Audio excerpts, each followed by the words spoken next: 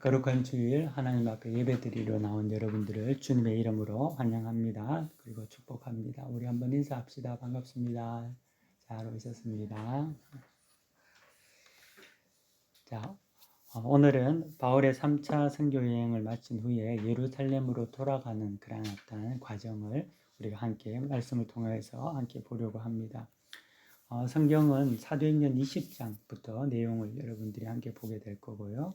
그리고 오늘 여러분 주보 지도를 여러분들께서 같이 참고하시면 도움이 될 거라고 생각이 듭니다. 오늘도 말씀 속에서 또 그 시대에 어떠한 일들이 있었고 또 그들의 어떤 삶을 통해서 우리가 하나님께서 오늘 우리에게 주시는 그러한 말씀의 현재성을 우리가 다시금 깨달아 누리기를 원합니다. 바울은 지난주에도 말씀을 통하여서 이제 나눴던 같이 지난주겠죠. 지난주 에베소에서의 큰 부흥의 역사를 맛보고 난 이후에 이제 소동이 일어나고 그 소동 이후에 이제 바울은 이제 에베소를 떠나게 됩니다. 3년 동안 에베소에서는 정말 좀 괄목한 영적인 부흥의 역사가 일어났었고 또 동시에 그와 못지않게 큰 핍박도 있었습니다. 그리고 이제는 바울이 이제 에베소를 떠날 때가 이제 된 것이죠. 바울은 에베소에서 이제 나와서 이제 마게도냐로 가게 됩니다. 그리고 고린도로 가서 3개월 가량을 머물 후에 3차 여행을 이제 완전히 마치고 이제 다시 안디옥으로 복귀하게 됩니다. 여러분들 지도에 보면은 이제 에베소에서 바울이 이제 파란색 그림 선으로 보면은 이제 드로아를 지나서 다시금 이 마게도냐 지역 쪽으로 올라가는 그런 어떤 내용들을 볼 수가 있습니다. 그래서 이제 바울은 이 사역을 볼 때 복음을 전파하는 것을 굉장히 중요하게 여겼지만 또 복음을 전파하고 가르치는 것 못지않게 중요하게 행한 것은 자기가 복음을 전한 교회나 사람, 제자들에게 다시 방문해서 그들에게 독려하고 격려하는 그러한 일을 굉장히 중요하게 여겼습니다.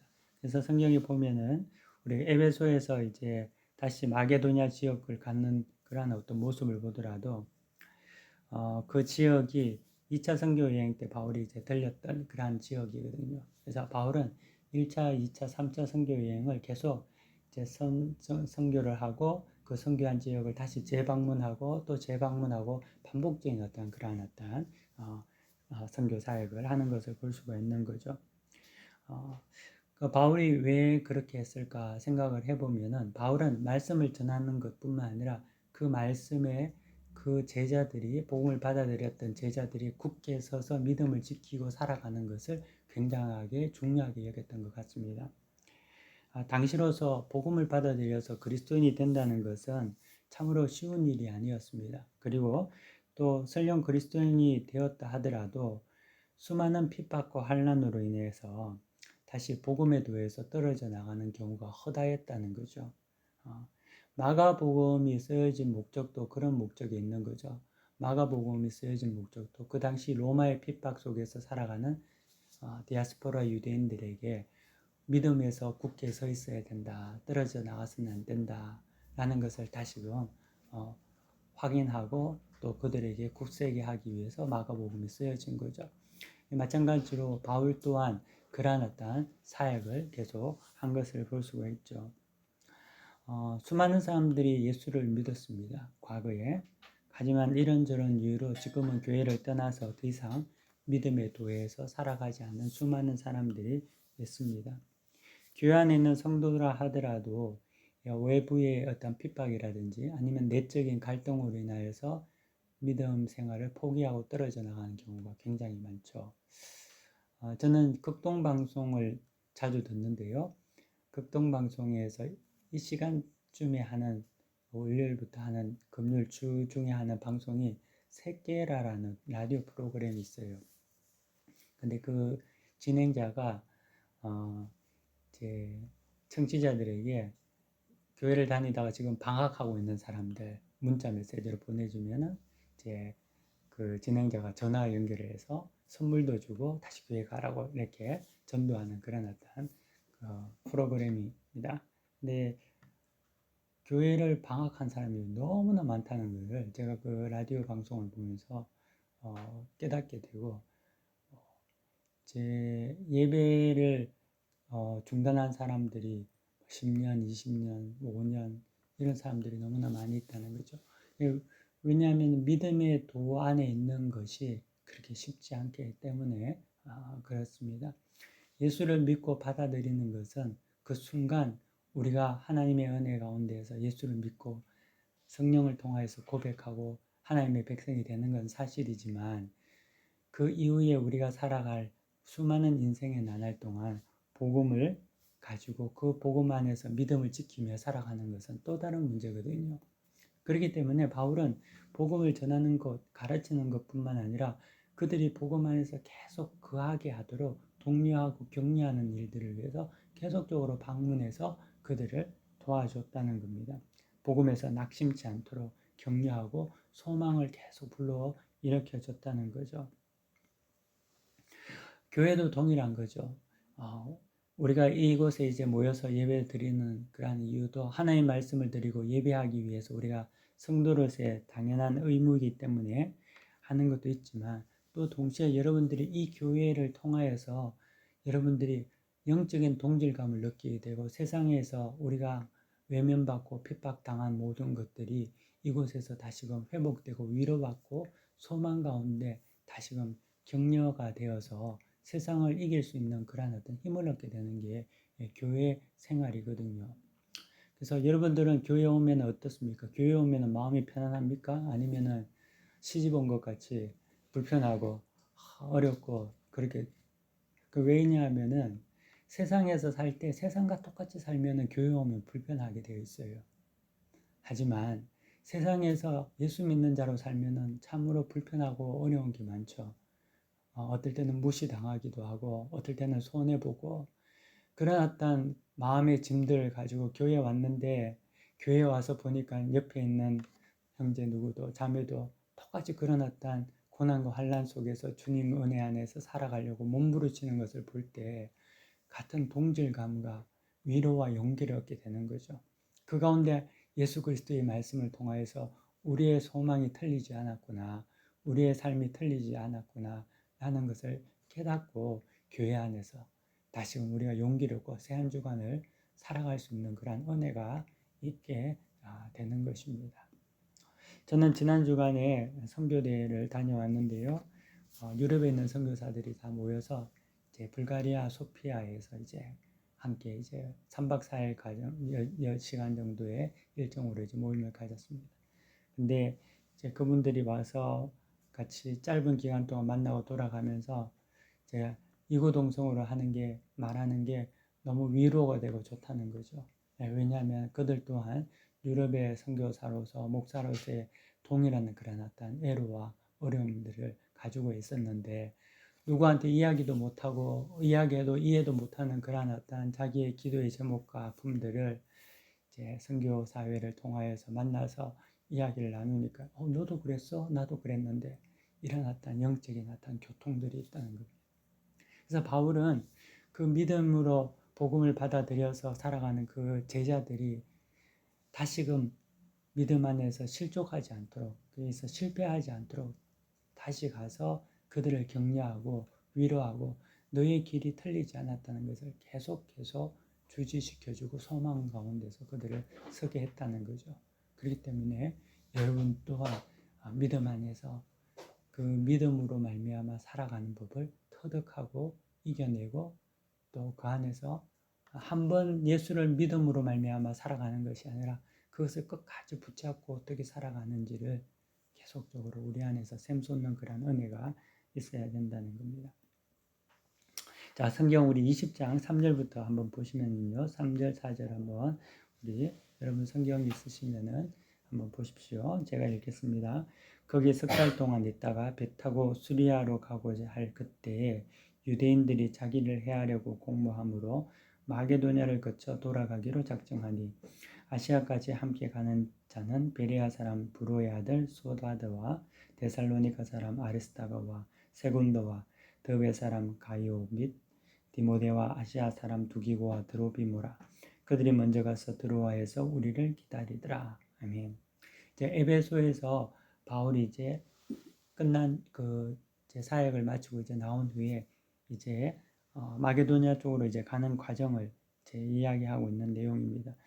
근데 원래 이제 바울은 배를 타고 고린도로 이제 가려고 했던 것 같습니다. 그런데 유대인들의 암살 계획이 있어서 제가 말씀을 잘못 드렸네요.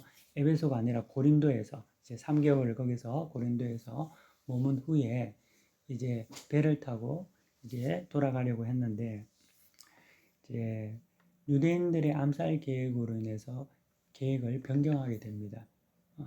이제 유대인들이 아마 바울을 암살해서 죽이려고 했던 것 같습니다. 한국 영화 중에 황해라는 영화가 있거든요. 여러분들이 봤는지 모르겠는데 저는 보면서 되게 불쾌하게 봤던 영화 중에 하나인데 그게 이제 중국과 한국 사이에 이제 그 소위 말하는 그 미립국 하는 그런 어떤 과정을 통해서 배를 타고 가면서 사람들이 거기서 장기 척추를 하고 또 바다에 버리고 시신을 그런 어떤 내용들이 담긴 아주 좀 불편한 영화였습니다. 근데 이제 아마도 이 유대인들이 바울을 이제 배에 타고 갈 때 살해하고 바다에 던져서 버리려고 했던 그런 어떤 계획이 있었던 것 같습니다.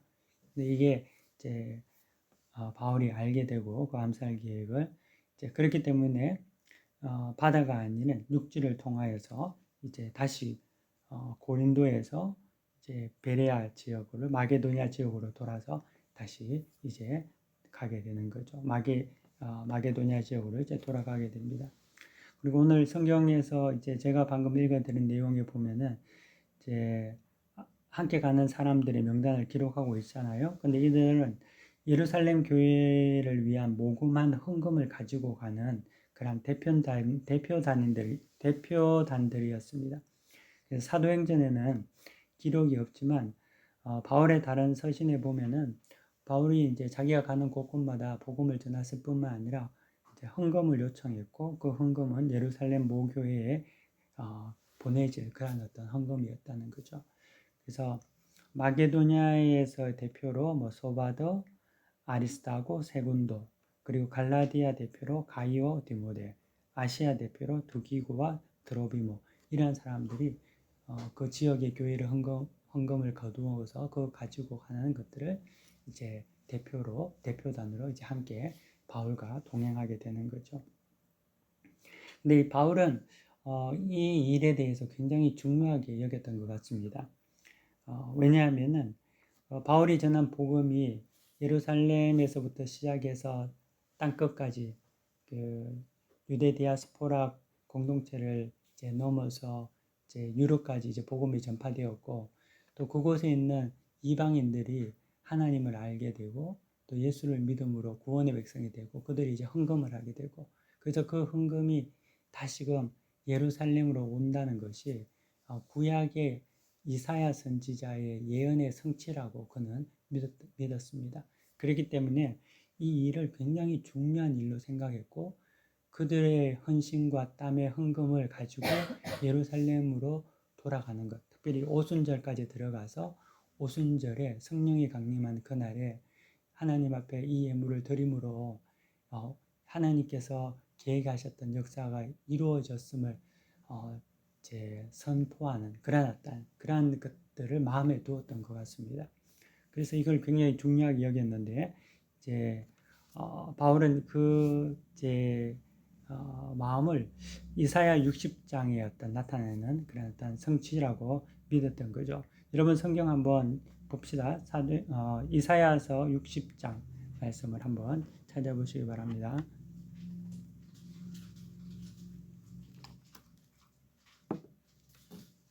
한번 같이 읽어볼까요? 1절부터 7절까지만 이렇게 읽겠습니다. 교독할게요. 일어나라 빛을 발하라. 이는 내 빛이 이르렀고 여호와의 영광이 내 위에 임하였음이니라.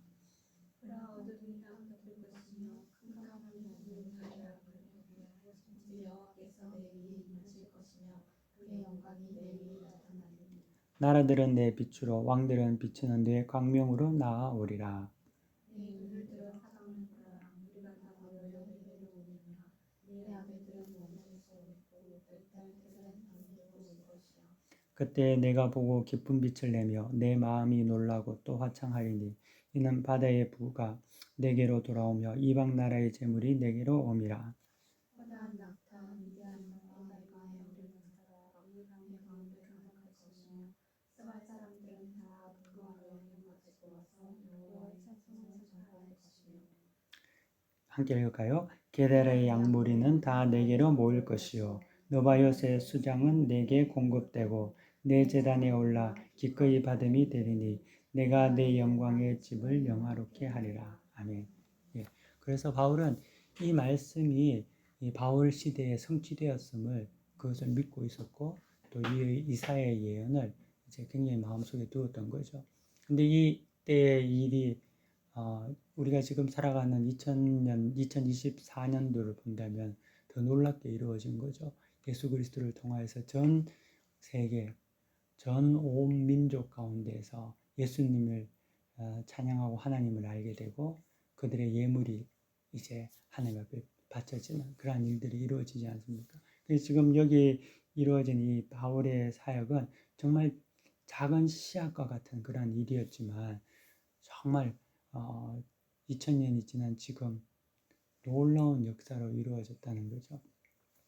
그래서 우리가 믿음 생활을 할 때 한 가지 꼭 기억해야 될 게 작은 어떤 씨앗, 지금의 현재 어떤 약함이 이후에 하나님께서 부어주실 놀라운 소망 가운데 큰 역사가 이루어질 것을 믿고 여러분들이 제 모든 것들을 제 하나하나 담대하며 감사함으로 해갈 필요가 있다는 겁니다. 우리 교회도 여러분 지금은 작지만 여러분들이 소망을 가지고 믿음을 가지고 기도하면서 이곳에서 정말 온전한 예배를 하나님께 드릴 때에 5년, 10년 후에 이곳이 차고 넘치고 이곳이 아니라 더 놀라운 역사로 하나님께 온전히 예배드리는 그러한 성전이 또 예배의 처소가 준비될 줄 믿으시면 아멘. 예, 그래요. 그래서 그 믿음을 가지고 여러분들이 기도할 때 하나님께서 이루신다는 거죠. 우리 또한 그런 믿음을 가지고 있습니다. 자, 바울은 이제 그 고린도에서 이제 나와서 이제 마게도냐 지역을 지나서 이제 드로아까지 이제 오게 됩니다. 드로아에 도착한 그는 이제 무명의 성도의 집에서 이제 말씀을 강의하고 가르치죠. 아마 이제 그 집은 큰 집이었던 것 같습니다. 복층이었고, 그래서 그곳을 통해서 바울은 밤새 말씀을 강의하게 됩니다. 복음을 받은 어떤 무명의 신자의 헌신이 자기 집을 내어주는 그런 계기가 되었고, 또 이를 통하여서 그곳에서 복음이 전파되는 또 역사가 일어난 거죠. 우리도 이제 누구를 섬기려고 해도 장소가 없으면 섬기기 어렵지 않습니까? 근데 이미 그때 무명의 은혜 받은 성도로 인하여서 자기의 어떤 집이든지 어떤 장소를 무상으로 줬을 거고, 그 바울이 그곳에서 복음을 전하는 그러한 어떤 일들이 일어난 거죠. 하나님께서는 어느 곳에서든지 다 그의 백성을 예비해 두셔서 일들을 이루게 하십니다.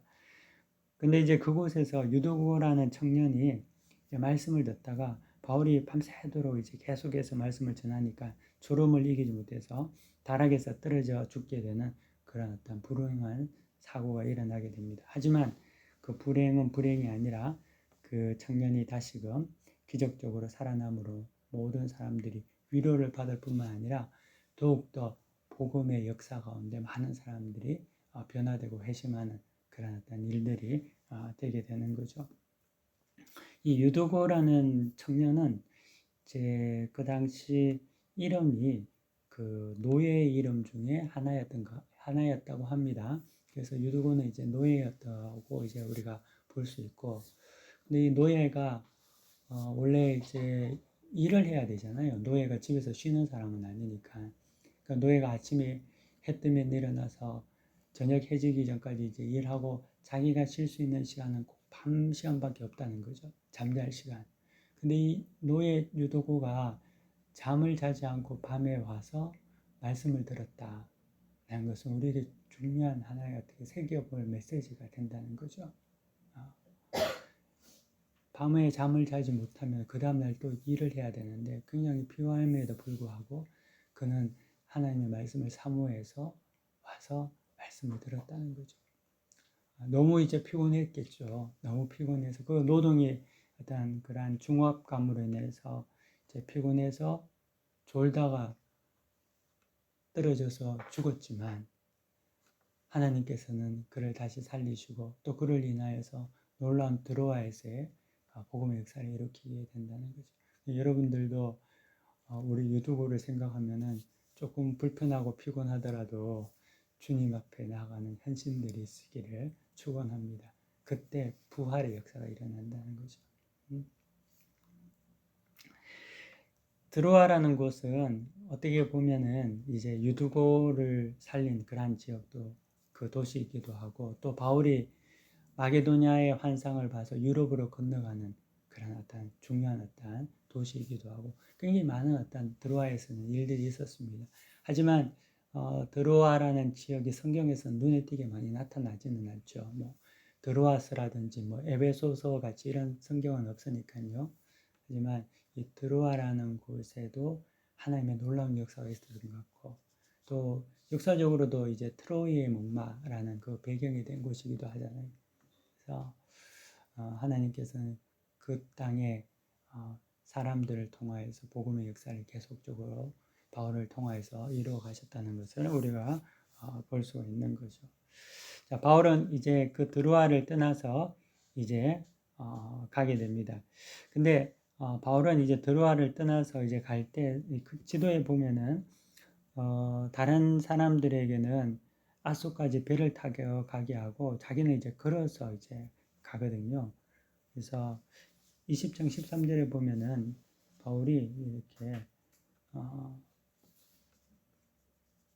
우리는 앞서 배를 타고 아소에서 바울을 태우려고 그리로 가니 이는 바울이 걸어서 가고자 하여 그렇게 정하여 준 것이라.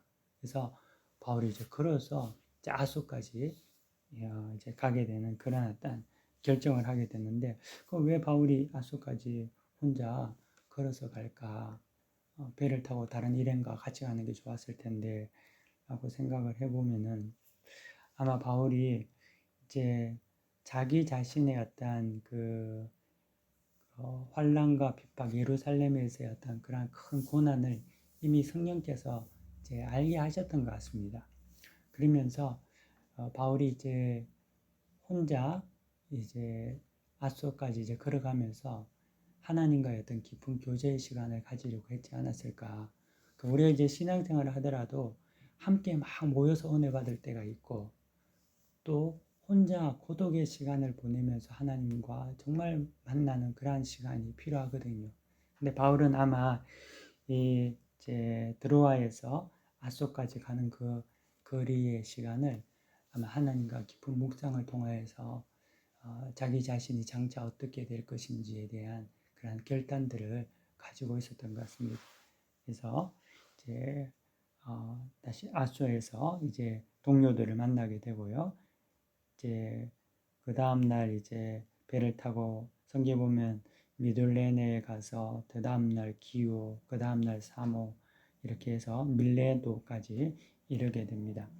이제 밀레도에는 도착해서 이제 바울이 에베소에 사람을 보내서 교회 장로들을 초청을 하게 됩니다.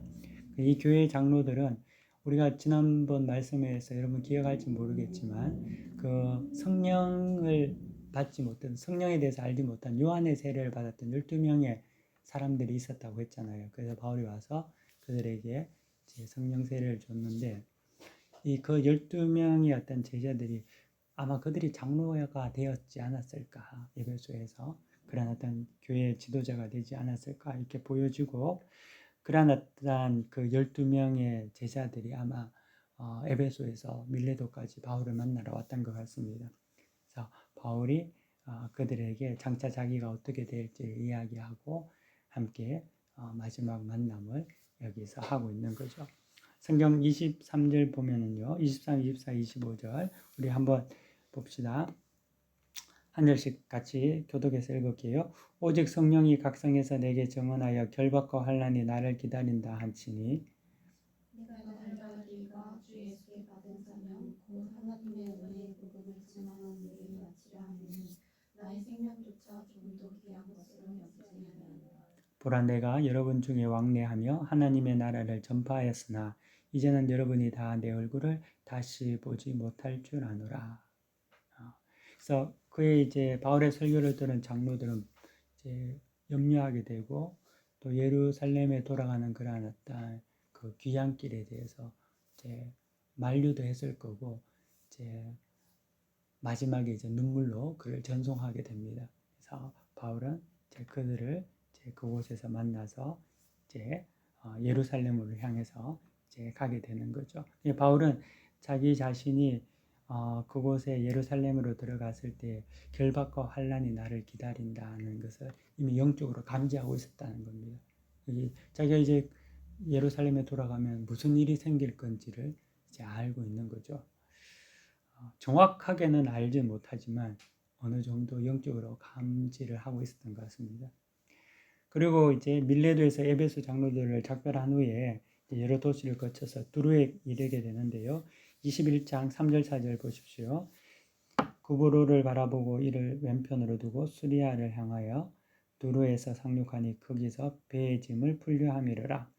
제자들을 찾아 거기서 이래를 머물더니 그 제자들이 성령의 감동으로 바울들어 예루살렘에 들어가지 말라 하더라. 아멘. 이 두루에 왔는데 이 두루에서 제자들이 성령의 감동이 돼서 바울에게 예루살렘에 가면 큰 해가 있으니까 가지 말라고 이제 만류를 하는 거죠. 근데 바울은 그 만류를 뿌리치고 예루살렘으로 가기로 이제 작정을 합니다. 자, 두루를 또 떠나서 이제는 가이사라로 이제 가게 됩니다. 여러분 지도를 참고하시면 도움이 돼요. 그래서 이제 가이사라로 갔더니만 그곳에는 7 지사 중에 하나인 빌립의 집이 그곳에 있었습니다. 이때 이제 아가보라는 선지자가 유대에서부터 와서 이제 바울이 장차 예루살렘에 당할 일에 대해서 세 번째로 예언을 하게 됩니다. 21장 10절에서 14절까지 우리 한 절씩 돌아가면서 교독하겠습니다.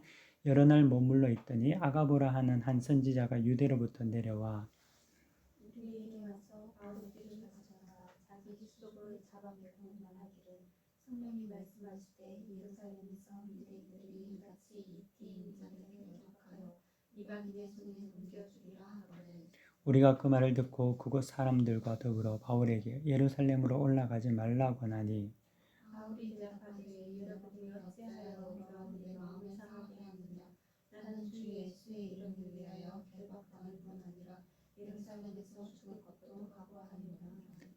그가 고난을 받지 아니하므로 우리가 주의 뜻대로 이루어지리이다 하고 거쳤노라. 그렇죠. 그래서 가이사라에 이제 왔을 때 이 아가보라는 선지자가 이제 이야기를 하는 거죠. 예언을 하는데 바울이 그곳에서 이제 결박을 당하고 환난을 당할 거다. 이방인의 손에 넘겨질 거다라고 이제 말을 하는 겁니다. 그러니까 그곳에 있는 제자들이 바울에게 만류를 다시 하는 거 가지 말라고 예루살렘에 가면 불보듯 뻔하다고 이야기할 때 바울이 이제 그렇지 않. 13절에 보면은 여러분이 어찌하여 울어 내 마음을 상하게 하느냐 나는 주 예수의 이름을 위하여 결박당할 뿐 아니라 예루살렘에서 죽을 것도 각오하였노라 라고 이렇게 이야기를 이제 말을 하는 거죠. 바울은 이제 장차 예루살렘에서 자기에게 일어날 일들을 알고 있었습니다. 그가 그곳에서 유대인에 의해서 핍박을 받게 되고 감옥에 갇히게 될 것을 감지하고 있었던 것 같습니다. 물론 그 일이 구체적으로 자기에게 어떻게 이루어질지는 몰랐겠지만 그는 그 앞에 자신의 십자가의 길이 있음을 분명하게 감지하고 있었던 거죠. 하지만 그는 하나님께서 자신에게 맡기신 사명을 위해서 그 십자가의 길을 마다하지 않고 계속적으로 전진해서 가는 거죠. 성경 사도행전 20장 24절을 보면은 내가 달려갈 길과 주 예수께 받은 사명 곧 하나님의 은혜의 복음을 증언하는 일을 마치려 하면은 나의 생명조차 조금도 귀한 것으로 여기지 아니하노라. 이게 바울의 어떤 고백이었다는 겁니다. 십자가의 길이라는 것은 고난을 알고 가는 길을 말합니다. 주님께서도 자신의 죽음을 아셨지만 그 십자가를 지시기 위해 예루살렘에 입성하시지 않습니까? 우리는 이제 인생을 살면서 여러 가지 예측지 못한 고난이나 환난을 당하면은 이것이 십자가의 길이다, 뭐 십자가의 고난이다라고 이제 말할 때가 있습니다. 뭐 갑자기 병이 났거나 사고가 생겼다든지 아니면은 뭐 사업하는 사람이 사업이 망했거나 아니면 학업을 하는 학생이 뭐 시험에서 낙제를 했거나 뭐 문제가 생겼거나 이럴 때 우리는 이 모든 것이 고난의 삶이고 십자가의 길이다라고 이제 생각을 합니다. 하지만 십자가의 길이라는 것은 내가 선택해서 가는 길을 말한다는 거죠. 피할 수 있음에도 불구하고 피하지 않고 가는 길, 이게 십자가의 길이라는 거죠.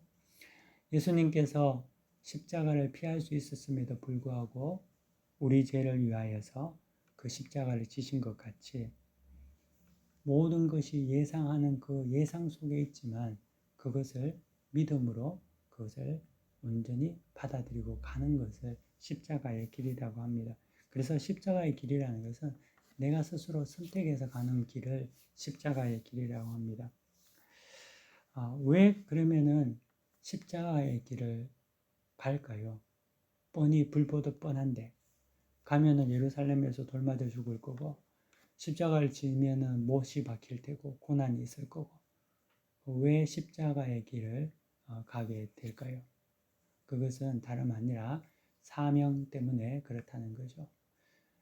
사명이 있는 자에게는 십자가의 길이 있고 사명이 없는 자는 십자가의 길이 없다는 겁니다. 사명자는 십자가의 길을 선택해서 가는 거죠.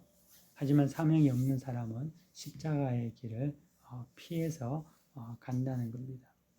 우리가 예수를 믿어도 십자가의 길을 가는 자들이 있고 예수를 믿어도 십자가의 길이 없는 자들이 있다는 거죠. 왜냐하면 그것은 사명의 차이라는 겁니다. 여러분은 내 속에 하나님께서 내게 주신 사명이 있는지를 한번 생각해 볼 필요가 있습니다. 사명이 있을 때는 우리는 그 믿음으로 말미암아 그 길을 온전히 갈 수가 있는 거죠. 저는 선교사로서 젊을 때 이제 헌신하고 지금까지 이제 선교사의 사역을 이제 한 20-30년을 건 이때까지 달려왔습니다. 근데 뭐 여러분 젊은 나이 우리 청년들 있을 때 나이에 저는 그 선교사를 헌신을 했으니까 지금까지 선교사로서의 삶을 산 거죠. 근데 그러한 삶이 고난이 없다고는 생각하지 않았을 거 아니에요. 그래서 그 고난이 있음을 알았음에도 불구하고 예상하고 그것을 이제 살아간 거죠. 왜 그랬을까? 그거는 사명 때문에 그렇다. 하나님께서 나에게 주신 사명을 붙잡고 그렇게 살아가게 된 거죠. 여러분들은 어떤 사명이 있습니까? 한번 여러분들이 말씀을 통해서 오늘 한번 생각해 볼 수 있는 그런 시간이 되기를 원합니다. 이 사명을 통하여서 하나님께서 나에게 주신 그러한 뜻을 이루기를 원하고 또 사명을 통하여서 여러분의 삶이 굉장히 능력 있는 삶이 되기를 축원합니다. 사명이 만약에 없다면 나는 잘 모르겠다면 여러분 기도하시길 바랍니다. 하나님께서 나에게 주신 사명이 무엇인지 그리고 사명이 있는 자는 담대하게 살 수가 있다는 거죠. 사명이 있는 자는 낙심하지 않습니다. 왜냐하면 하나님께서 주신 그 사명을 이루기에 바울이 말하는 것 같이 나의 달려갈 길을 또 주 예수께 받은 사명 곧 은혜의 복음을 정언한 일에 마치려 하면은 생명조차도 귀한 것을 여기지 않다고 하잖아요. 이 사람이 바울이 두려운 게 무엇일까요? 없다는 겁니다. 우리도 사명이 없으면은 굉장히 낙심하고 빨리 우울해지고 지치고 인생의 참된 의미를 잃어버리고 그냥 세상이 풍파에 따라서 이리저리 흔들리면서 막 살아가는 거죠. 하지만 사명자는 그렇지 않다는 겁니다. 사랑하는 성도 여러분, 이곳에 있는 모든 자들이 사명을 찾으시고 사명을 소유하고 살아가는 모두가 되기를 바랍니다. 성도는 파도를 헤치며 가는 자들이지 파도에 휩쓸려 살아가는 자들이 아니라는 거죠. 그래서 여러분들이 오늘 말씀을 통하여서 하나님께서 우리에게 주시는 또 말씀과 또 음성을 통해서 다시금 회복되고 또 승리하기를 바랍니다. 말씀을 기억하면서 우리 다 함께 잠시 기도드리는 시간 가지도록 하겠습니다. 함께 기도하겠습니다. 하나님 아버지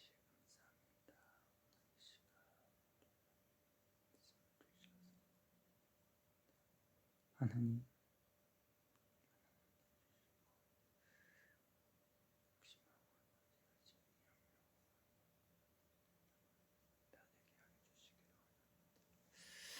주님 우리에게서 사명을 발견하게 하시고 하나님 아버지 우리는 분명한 목표를 가지고 우리가 나아가는 자가 되게 하시고 그러므로 우리는 부끄럽지 않고 꿀리지 않고 의심하지 않는 자들이 되게 하시옵소서.